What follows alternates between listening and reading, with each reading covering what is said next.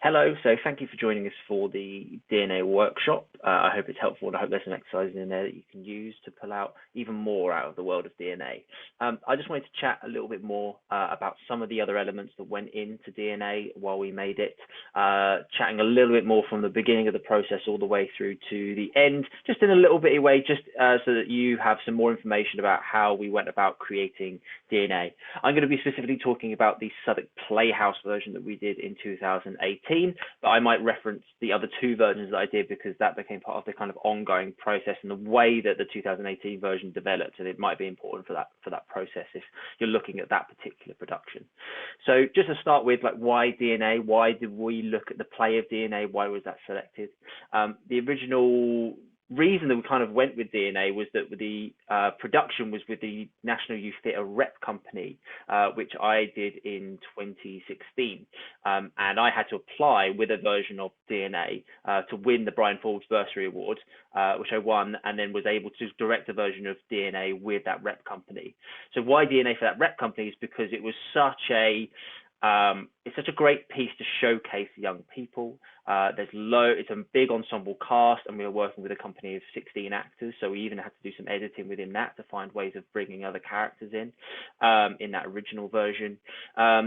But it was also allows us to have flexibility in character as well, because all of the characters can be any gender or any ethnicity.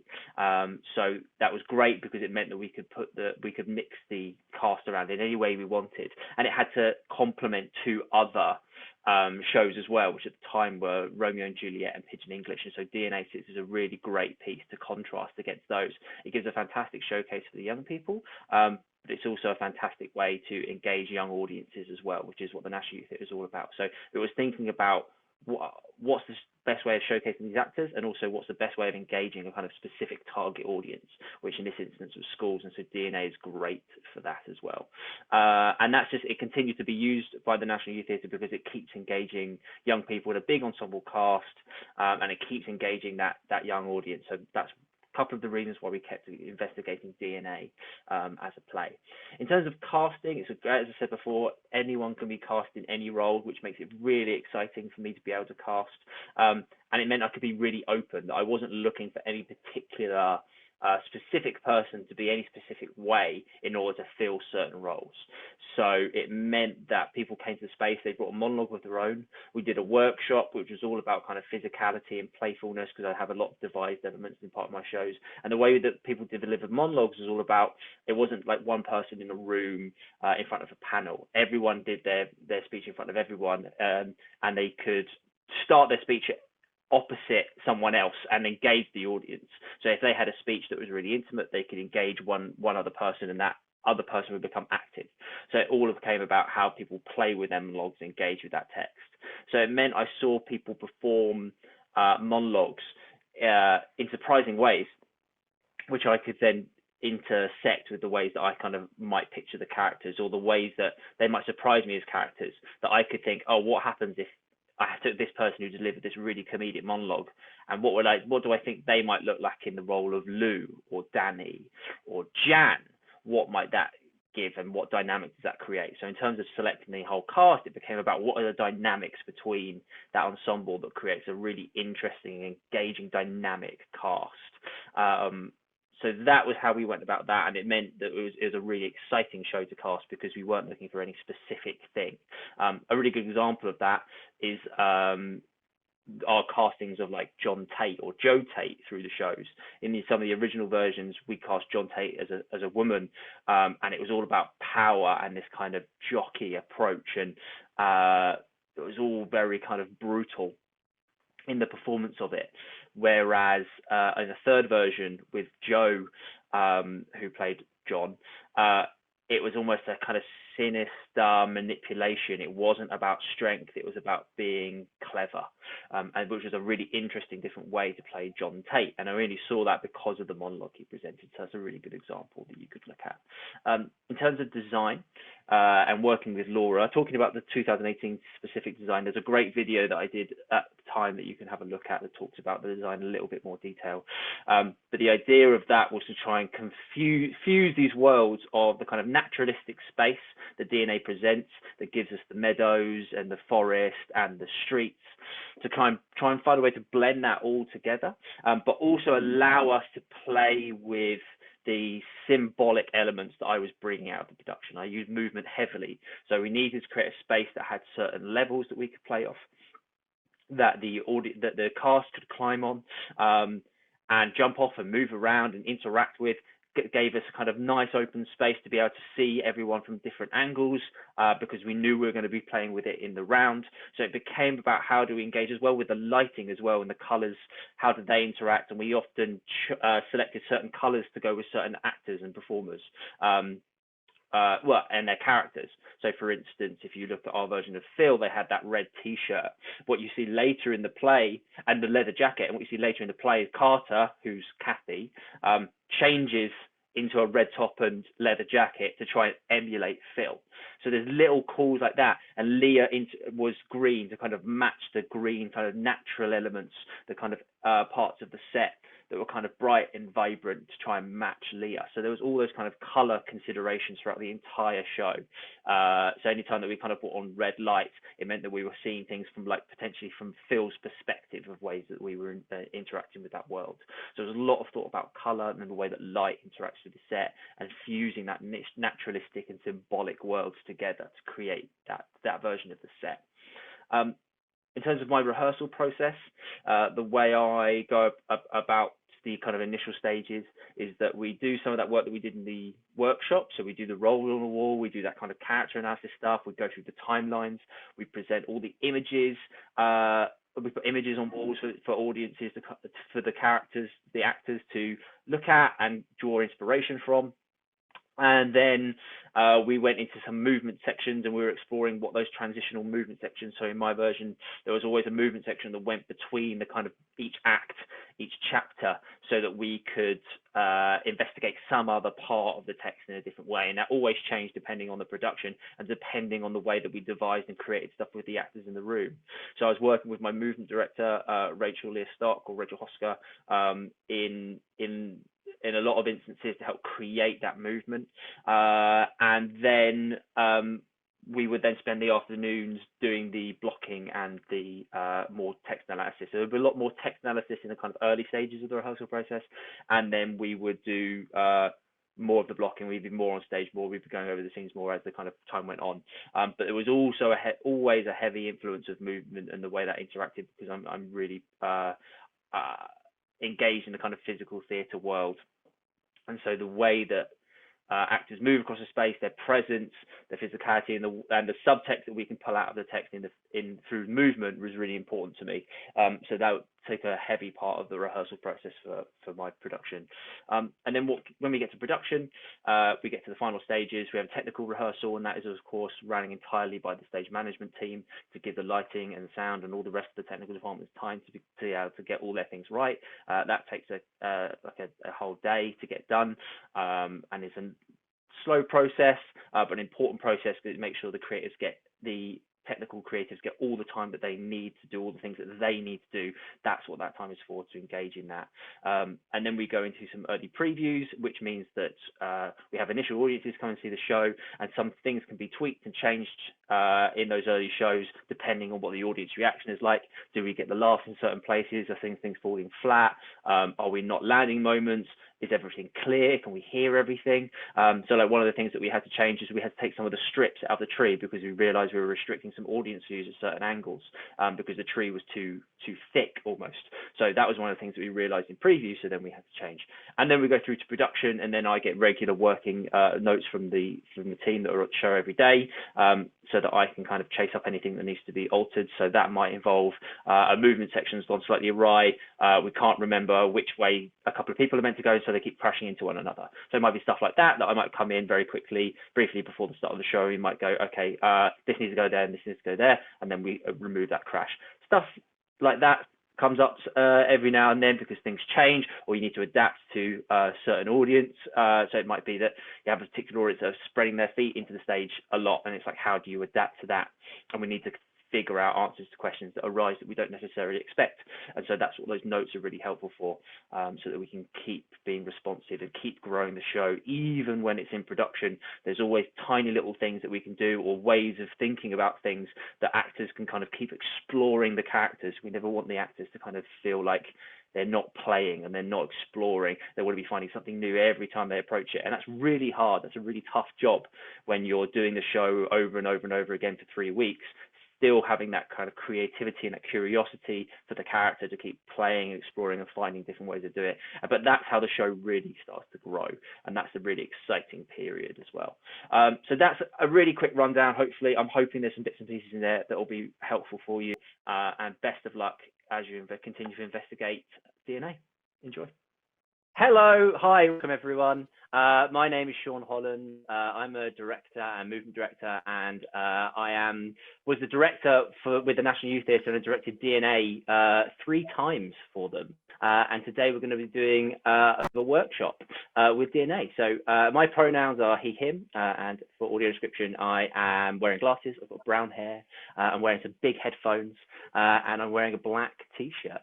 And I'm going to pass it on. Hi, I'm Nyastra. I'm 23 and I've been a member of NYT since 2016. I'm currently working and doing acting jobs at the moment. For audio description, my hair is black. I'm wearing a bright pink top. Hi, I'm Daniel. I'm 21 years old. My pronouns are he, him. I study English literature and theatre studies at the University of Glasgow. I'm an actor, and for audio description, I'm wearing a black top with the National Youth Theatre logo on it, brown hair, and have 2 paintings in the background. Hi, my name's Ruby. I'm 16 years old. My pronouns are she, her. I'm currently in year 11 at school, just getting ready to do GCSEs if and when they happen. And for audio description, I have brown, long, curly hair and a black top. Amazing, perfect, great. I was going to say, you're all making me feel old with your NYT ages that you joined. I joined in 2008.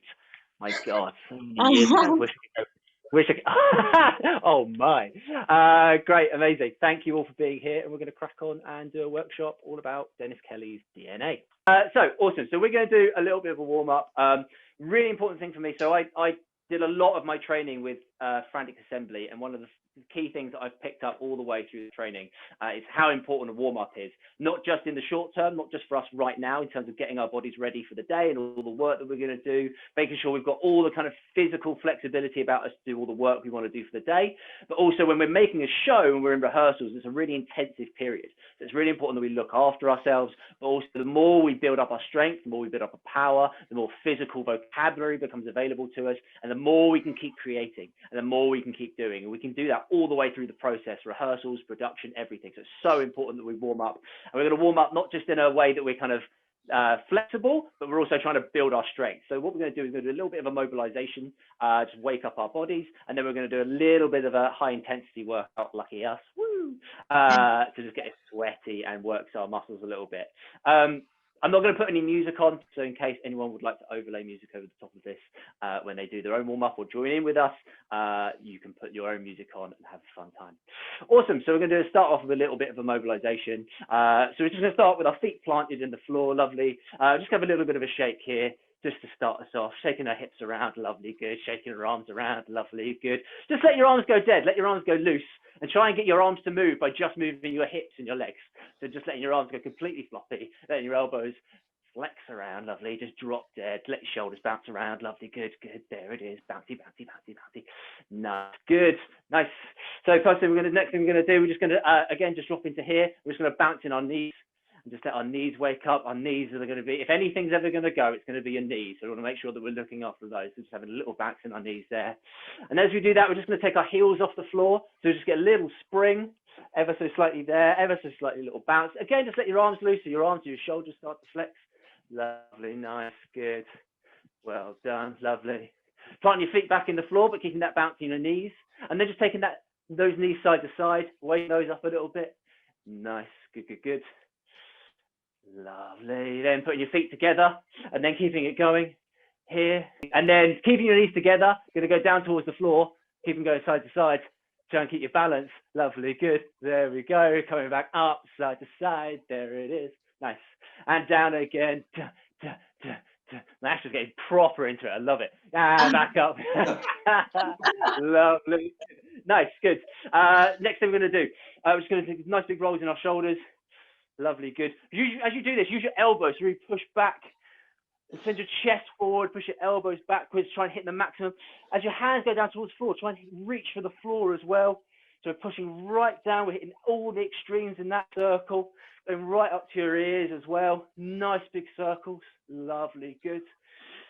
And then taking that the other way, going forwards, again, using your arms and your elbows, reaching those to the absolute extremes. Use your hands and push forward and down towards the floor as you stretch out, working the shoulder blades. These get really tight, especially at the moment in this lockdown. So easy to get your shoulders just in a nasty place. So it's nice to warm up your shoulders. Lovely, good. Putting your hands on your shoulders, then what we're going to do is going to open up our shoulder blades a little bit more. We're going to take your arms up by your ears. Try and get your biceps to touch your ears side by side. And it's going to peel it open there. Taking your elbows back, stretching your chest out, rolling your elbows around in a nice big circle. Lovely, good. And then come back up. Take your time with that so you can really reach around. So take your elbows up to the sides, peeling them back and around, push your chest out. Keep your hands pressed on your shoulders. One more time. Taking your elbows up to the ceiling, arms by your ears, and then opening out, letting your elbows drop, stretching out your chest there. Lovely, good. Just let your hands wobble there. Lovely, good. So bend your knees a little bit. Just let your hands just go soft. Your knees just go soft. Drop your head and just rock your head from side to side just to start with. Keeping it moving there. Rocking one way to the other, taking your ear to the shoulder. Lovely, good. And then just rolling your head in whatever direction you like, turning your head in whichever way you want, moving it in different directions in different ways, just exploring all the different rotations you've got in your head, trying to find places where your neck just needs to find a little bit of a stretch. I don't want you to sit in any of the stretches. I want you to just try and find where you've not really used your neck and keep your head moving and exploring it in different ways, just moving it around and make sure our neck's nice and ready to move as well. Lovely. Nice. So just this exploration that we've got with our head, we're just going to start to take that in our arms now. Just letting our arms almost become water. Let our head just come back up.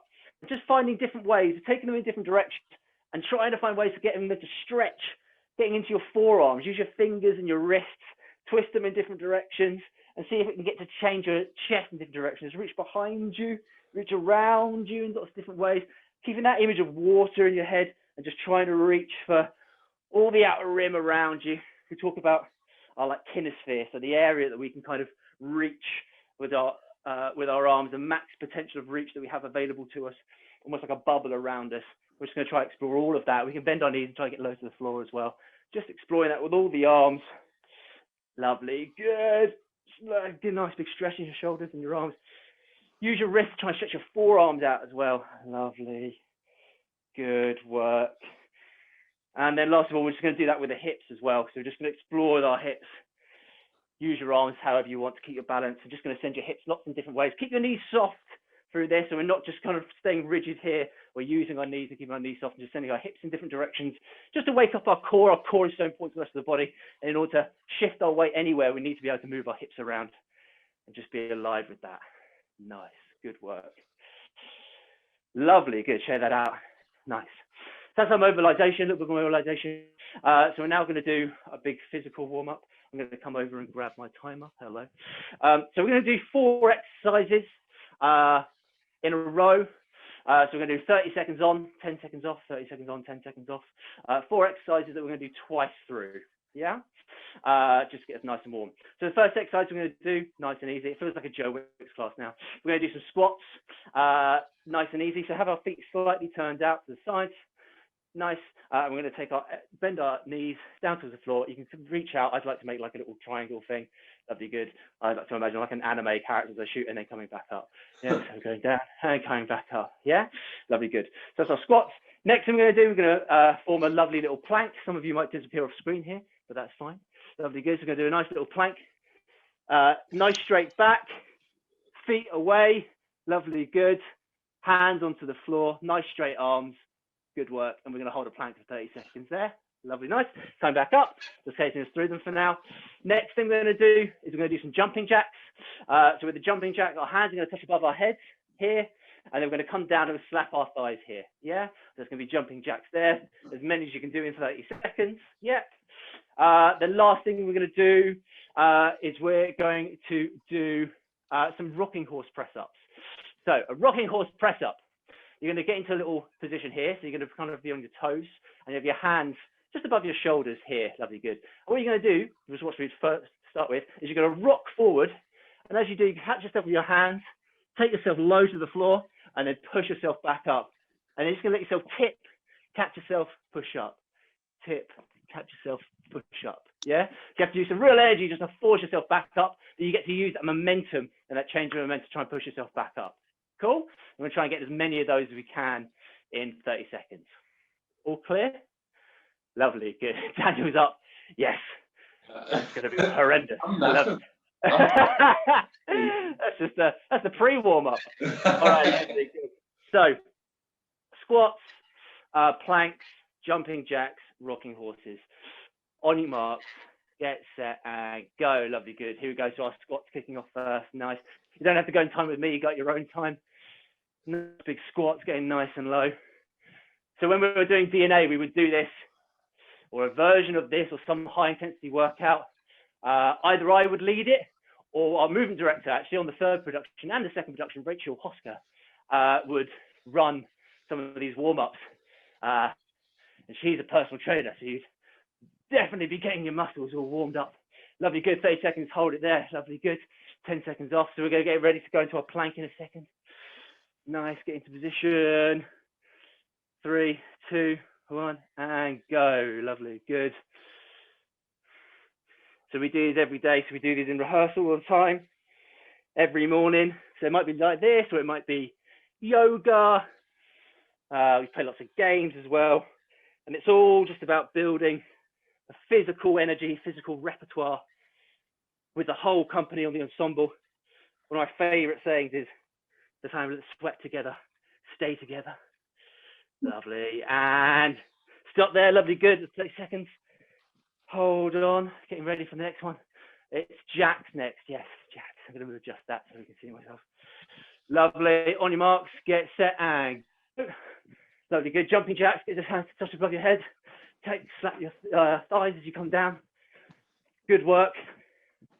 Nice. I'm now just taking the time to just enjoy everyone's decor. It looks lovely. Particularly enjoying the fireplace. That's beautiful. The lovely space. 3, 2, 1. Stop there. Lovely, good. Nice. 10 seconds off. Last of all, we're going to do our rocking horse press ups. So just get down, ready for that. Lovely. And 3, 2, 1, and off we go. Lovely, rocking horse, and push yourself back up. Nice. This is one of the things our company, our NYT company, learned to love, but also learned to dread as we were rehearsing this. Is we would always be doing them. We usually have a circuit training Wednesday used to be the way. And stop there, lovely, good. And we're going to go round again, getting ready for that. So we're going to do our squats again. I'm going to add a second level to them, should you want to add an extra level of complexity to them. Lovely, 3, 2, 1, and squat, off we go, and down. Lovely, good. So if you feel like it, you feel like adding an extra level to it, you can also add a little jump into it, if you've got enough ceiling space. So as you come up, you can add a little jump, just get a little bit higher. You know you're going high enough if you can chop your own head off. In the screen, that's what you want to aim for. I don't want to jump too high, otherwise my head will go through the ceiling. Lovely, good work. It's a good thing the neighbours downstairs aren't home at the moment. Lovely, good, and stop there, well done. 10 seconds off, shake that out. Get ready for our planks. Down we go. So if you want to add a complexity to this, you can take turns tapping your shoulders. So 3, 2, 1, and go. So you can take your hand, you can tap your shoulders if you like, as much as possible. Try and stop the swing. So try not to twist the body here. Try to keep the core centered to the floor as much as you possibly can. Even I've got a little bit of a swing in my hips here. They're trying to control. Just centralize it all. Squeeze the core muscles in. Tapping your shoulders. Lovely, good work. Last couple of seconds. And hold it there, lovely, good. Next, we're moving to our Jacks. Lovely, how are we feeling? Warm? Yeah. Good. That's what we like. 3, 2, 1, and our Jacks. Lovely, good. If you want, you can get a little bit of a squat into this as well, so you can bend your knees, get a little bit of a jumping squat into there as well. We've got to look after our quads and our knees. Good work. Fantastic squats there, Ruby. Little jumps, Jacks. Really good work. Lovely work, everyone. Last few seconds on this, 5 seconds. 4, 3, 2, 1. Lovely, stop there, good. Last one, rocking horses. This one we're just going to keep exactly the same. That's some nice rocking horse press ups, last few seconds. Last one, big push, let's go team.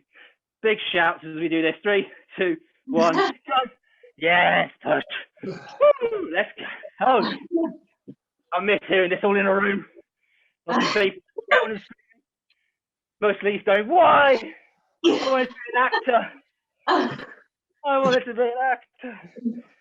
It's all part of the training. Last 10 seconds, big push. Try and get some big ones in. 3, throw your body up. Nice, go for it. Last few seconds, 3, 2, 1, and stop there. Good, lovely. Shake it out. Lovely. Just take a little walk around your room. Just shake your muscles out. Just make sure you don't completely stop dead. Well done, good work. So we'll always do that as part of a warm-up. We might even do a little bit more afterwards if we were in a rehearsal room. But right now we're going to crack on with the workshop. So thanks for joining for the warm-up. All right, great. Well done, team. So we're now going to move on to an exercise. It's a very classic exercise. I'm sure you may have come across it in GCSE, but we're going to do kind of or even A-level or anywhere in your drama education. It's called a roll on the wall, which is really classic. And we've all drawn the beginnings of what a roll on the wall is, which is a little bubble person like this. Has everyone got their bubble people that we can see? Yes. Daniel's is sideways, already taking a nap. Lovely. Great. So it doesn't matter how good the drawing is, you just need a bubble person for this exercise. And what we're going to do is we're going to fill in parts of the drawing, and actually some of the outside of the drawing as well. So this is going to go on to a physical task, but for now, all we're looking at is the character analysis, building some of the characters and building some of the parts of the character. One of the important things about the characters in DNA is that we aren't given too much information about their backgrounds. We can glean little bits here and there, but actually there's quite a lot for us to play with because there's a lot of answers that are left, a lot of questions that are left unanswered. So there's lots of things that we can do around that, which is something we'll explore as we go through. So everyone's going to be looking at a different character. Can we just go around? We'll start with Ruby, and then Daniel, and then Astra. And then can you tell us what character you're going to be looking at for this exercise?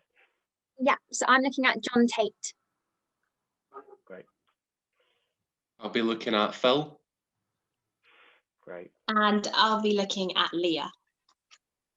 Perfect. Great. So a wonderful selection of characters for that first act in particular, which is really useful.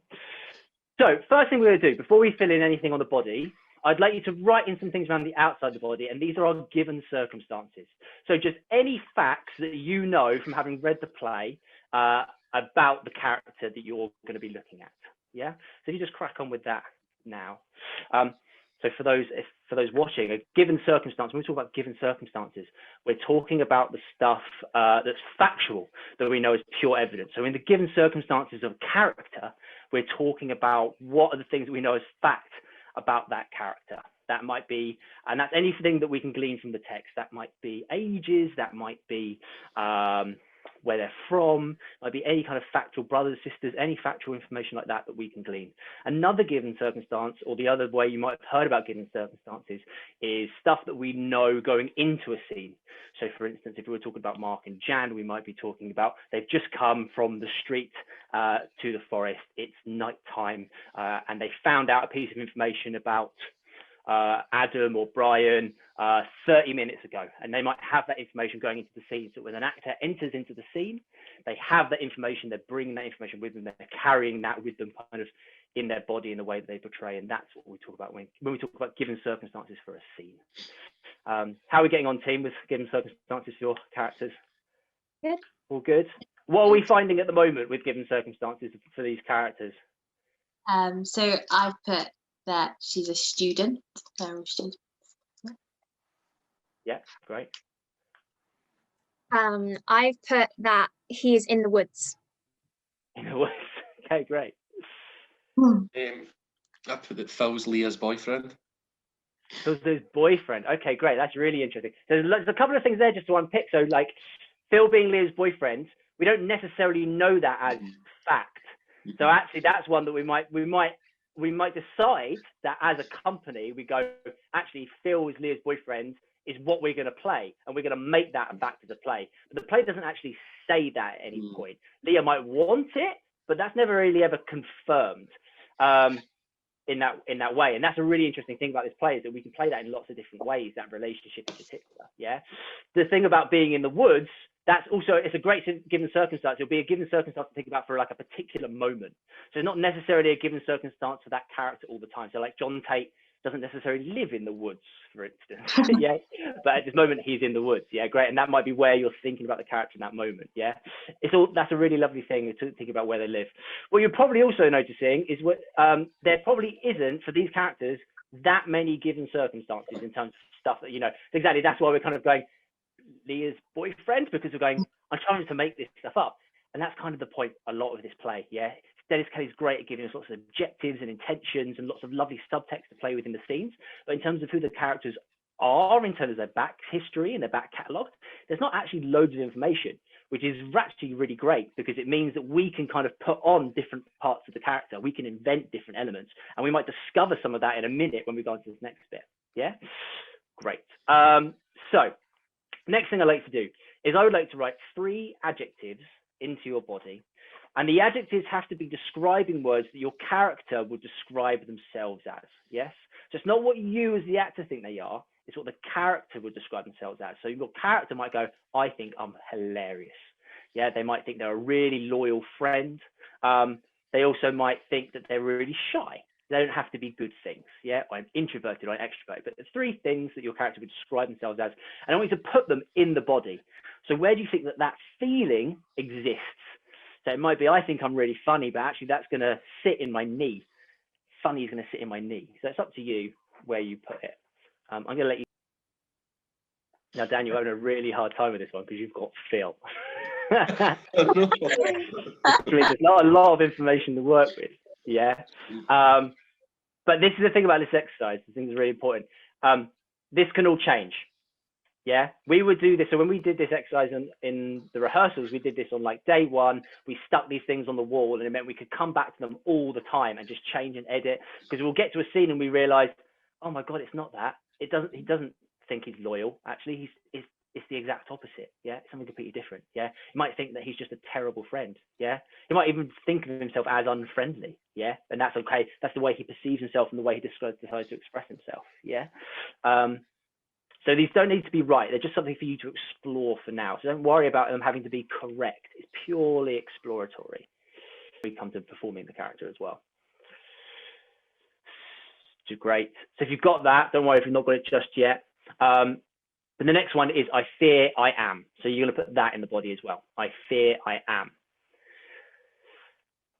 So again, this is just one of those kind of like ways for us to explore the character that talks about kind of the thing that they're holding back. This kind of, it might be a regret, it might be a secret, it might be something from that character we never kind of learn, but you might be able to use it as an actor to kind of fill the character or to drive them. I fear I am. This particular is a really great one for all the characters, really. There's lots of fear in this play. Lots of fear. Great. Awesome. How are we doing? Got them? Mm-hmm. Amazing. Good, good, good. So can we just show your thing so we can just have a look at where you've decided to place words? Great. So we've got loads of words on the outside. We've got lots of stuff in the body. I'm also now just judging everyone's handwriting. Ruby, you win. Lovely, good work. Nice, great, really lovely, good. So what we're going to do, we're going to do a little physical task.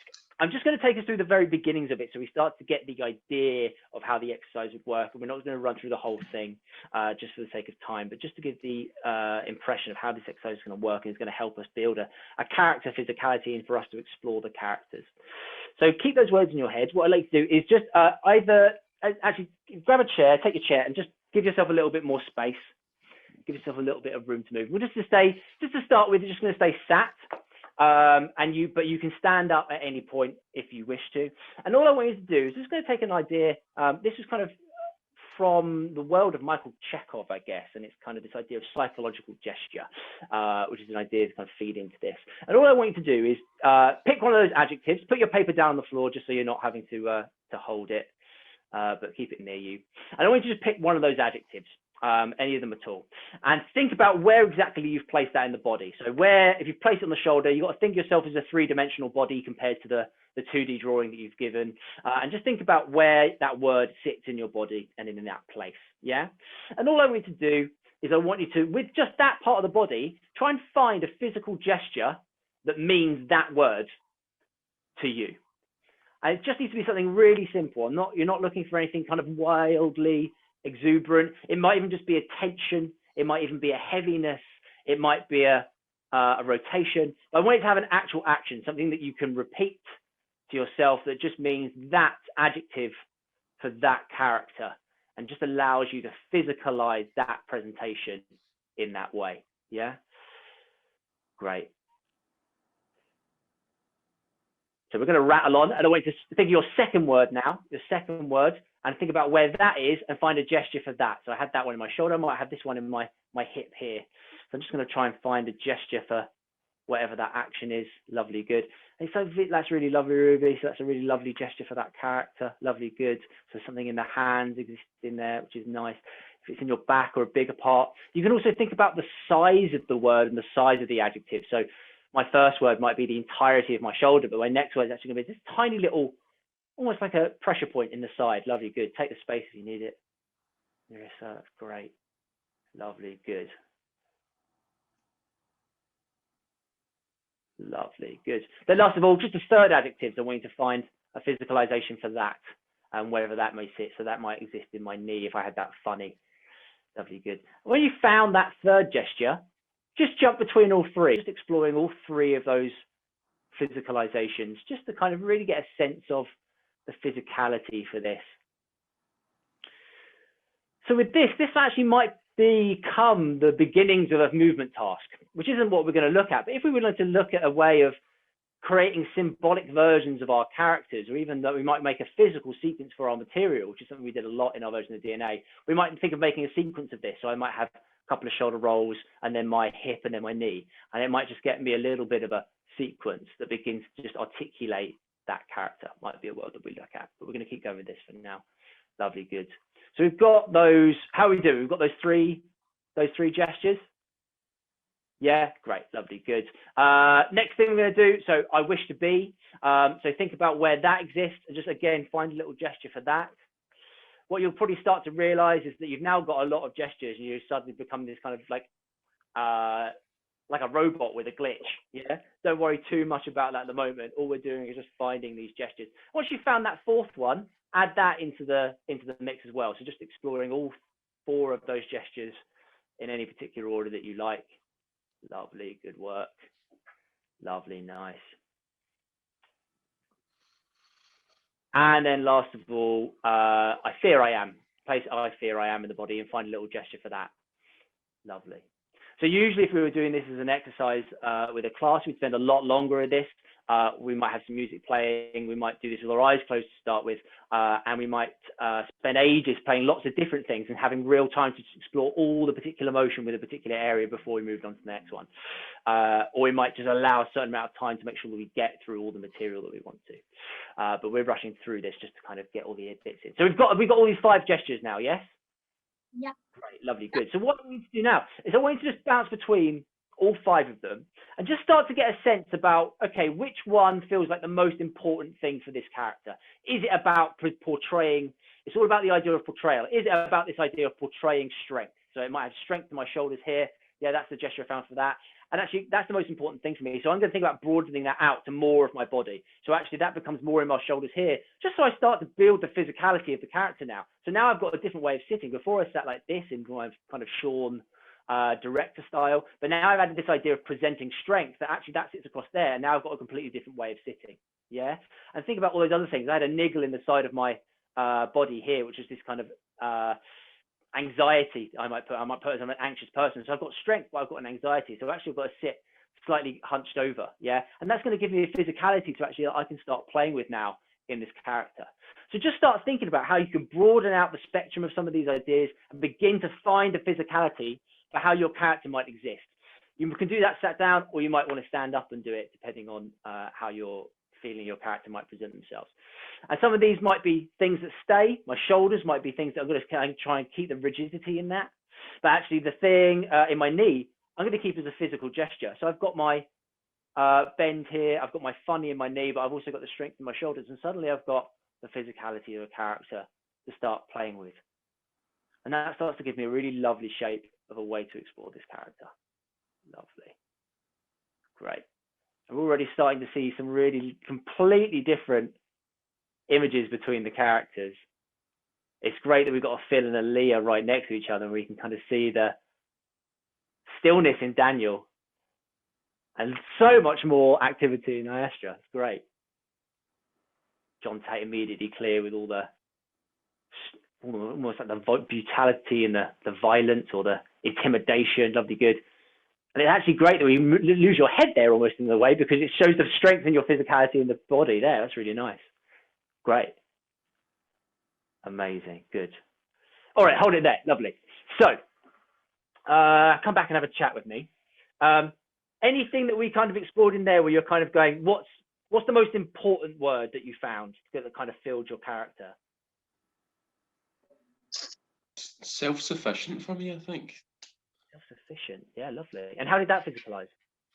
Because it linked into like the idea of being like quiet, and also wrote headstrong as well. So like they all kind of like linked into the same, like with the shoulder, it kind of let me just sit in this a little bit better. And like the headstrong, it was that like I could like lean. It was all about the lean and like responding to other people around me.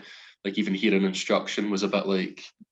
Yeah. It's not, yeah, really lovely. So that gives us that real sense of still just being like, yeah, I hear you, but I'm in my own space. I'm away over here. Yeah.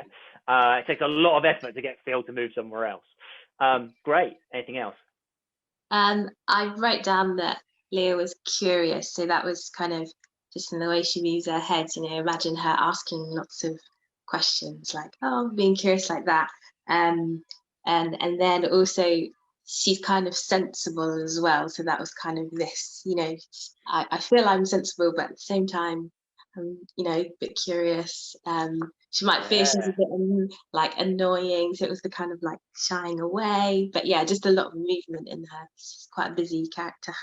Yeah, really busy. Her mind is just going all the time. And it's great because I'm starting to see that now just in that physicality, that head movement all the time. And that can become a really lovely thing when we're playing the text.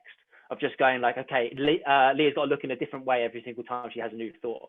So she's going to be moving around like a butterfly, like a bumblebee. Yeah. Having loads of different thoughts and loads of different things all the time. And what's really lovely actually about like Finn and Leah, they're both of you, is that Daniel, your one's become like, he's arched, it's still, it's thinking, it's edging away. Like if we were actually sat next to each other, I'm seeing this, and then Nyastra, your character is kind of straight upright around, looking everywhere. So really lovely, like, trying to not look at anything, trying to look at everything, which makes it really lovely, like counterpointing to the two characters, which is great, which is exactly what Phil and Leah are. Yeah. Ruby. So for John Tate, I think the most important word was authoritative. And it was interesting what you said about the head, because I personally believe that that is all in his head. He wants that so much. And the fact that you couldn't see that when I did that kind of emphasizes how it is in his head, and he perhaps doesn't hold that through his whole body in that sort.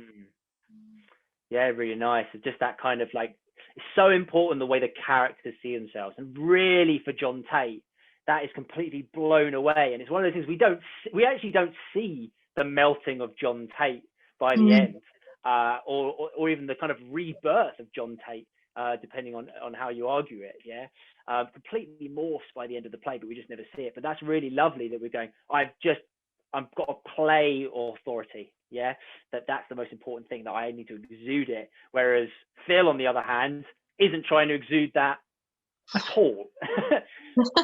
Anyway, yes.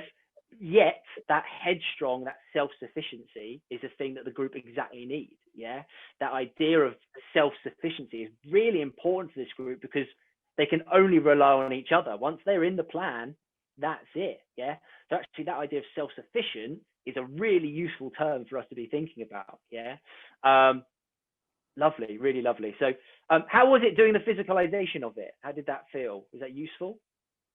Yeah, definitely. It felt really good, like to kind of think of connotations and associations with a word and how you could physicalize that. I mean, the idea of psychological gesture is that you could find a gesture, a single gesture that you can go, okay, what's a single gesture that's going to help me embody John Tate or Phil or Leah? Yeah, and you might go, it's that. That's the move. And so before you go on stage, or even while you're on stage, you can find that gesture, and it just lets you reset into that character. Yeah, the whole idea of that world is that our bodies are reactive to the physicality of us. So if I do this gesture, if I tense, I'm gonna get angrier, or I'm gonna feel different emotions because I'm physically feeling it. Yeah, and that's impacting our body. So it all comes from that idea. Yeah, really lovely work. Great.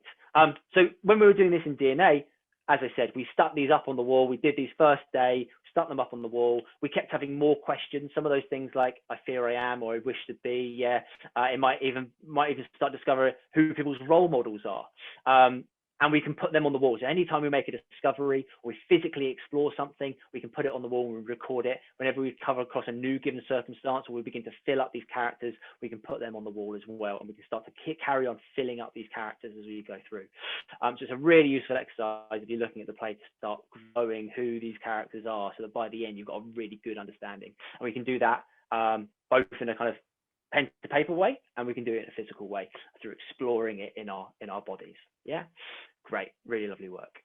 Awesome. That's okay. Awesome. So we're now going to do a little bit of hot seating, just to explore these characters a little bit more. We're going to look at two characters in particular. We're going to look at Kathy and Brian, which to my mind have a really, really interesting relationship through the course of the play.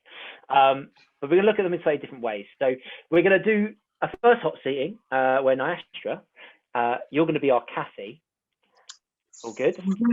Yeah. And we're going to ask you some questions, and we're going to be looking at Kathy from the beginning of the play. So we're just meeting Kathy before any of this happens.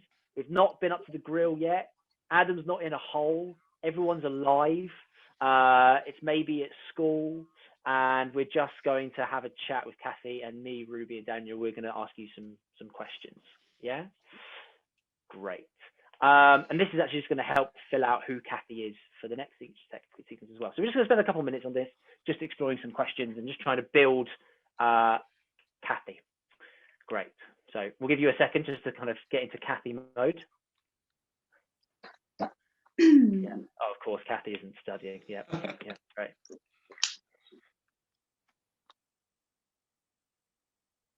Okay. Awesome. All right. If anyone has any questions, we'll go. Hi, Kathy. Hi. Hi. Hi. How are you? Yeah, all right, thanks. Just doing a bit of work, school. Yeah. Do you like school? I mean, it's all right. It's all right. Who loves school? The people, I think, they're a bit better, but yeah. What's your favourite subject in school? I don't know. Biology, right? Interesting. Any particular reason? No, really. Just like to know about the body, how people work. It's interesting. Do you have a good relationship with your teachers? Oh, well, kind of. I mean, I'm not bad, but I'm not good. You know what I mean? So, yeah. Do teachers like that you're cheeky, for lack of a better term? Well, I see it as they just don't know good comedy. Do you know what I mean? Absolutely. Just it. Who's your friends at school? Um, yeah, well, there's like a few of us. We've got a little group going. There's this guy in our group is called Phil. Don't really say much. This girl called Leah. Always talking, always. This guy is called Danny. Yeah, and then we've got some others as well. Jan, you know. Who's your best friend, you reckon? I see myself more as a lone wolf. You got any fake friends as such in your group? Oh, what do you mean by that? Like, Yeah, like, you're their friend, as it were. You're in the same group, but you don't really get on. I got you. I'd probably say maybe Brian, isn't it? Or Leah. Yeah. Why is that? Why would you consider them fake friends or like lesser than your other friends? Well, I just don't really feel like we're on the same level, There's me and there's them, and I find Leah, she's just a bit all over the place. When I speak to you, I just want to be in the zone. She's a bit needy, and I don't have time for people like that, But I'll be friendly to her face. Do you know what I mean? So what do you do when you hang out? What don't we do? Just normal teenage stuff after school, go to the sweet shop, get some chips, just walk around. We like to hang out in the woods a bit, but just normal teenage stuff, really. Yeah. Okay, great. And stop there. Lovely. Well done. Well done. Well done. Loads of lovely stuff in there. That was great. Immediate things, team that came out about Kathy there that we kind of learned. I didn't expect Leah to be a fake friend. Like I didn't think she would be one that came out of that. Yeah, I think it's a really lovely observation. I don't think they do get on, especially by the end. Like the way that Kathy changes. It's really lovely to plant that seed early in terms of Leah and Kathy's relationship, and just have that she's a fake friend. That's really lovely. Yeah. Anything else? She just immediately is so headstrong and such a character. You can just tell that when given the opportunity, she's just going to completely gain all the power and control that she can. Like, you can just get that. Yeah. I think there was a couple of things that were really interesting as well in there. I think you're absolutely right, Ruby. And there's stuff like the biology being a favorite subject. I was like, why biology? But seeing how people work, so you can control them. I was like, that's perfect for where Kathy is at the end. Just analyzing people's bodies. That's actually when we did our version of the play, it wasn't through biology, but we realized we played that Kathy, who was Carter in our version, began to try and emulate Phil. So their physicality became more and more and more like Phil as much as they could. And that became a really interesting world to explore. That might even be a similar way of exploring that idea. But I'm just exploring body. That's really lovely. And it's nice there you said Brian's a fake friend, but then the relationship later with them is completely different. Yeah. It's great. We love it. Any thoughts you had about Kathy while you were kind of playing it? Just that she is quite a strong kind of person, but I feel towards the end she almost becomes this kind of beast almost. So but almost in the beginning she's kind of, you just see her around, she kind of plays off of other people that maybe a bit blasé, not to show people how strong she is, but in the end, when push comes to shove, she's ready. So yeah, great. So there's almost that bounciness that you found with Leah, but it feels like it's got more of a bite to it. Yeah, there's a little bit more kind of rather than floating. It feels like, okay, I'm looking everywhere, but I'm gonna drive at things. Yeah. Before I'm kind of oh, that was nice, and then I'm gonna be somewhere else. Really lovely.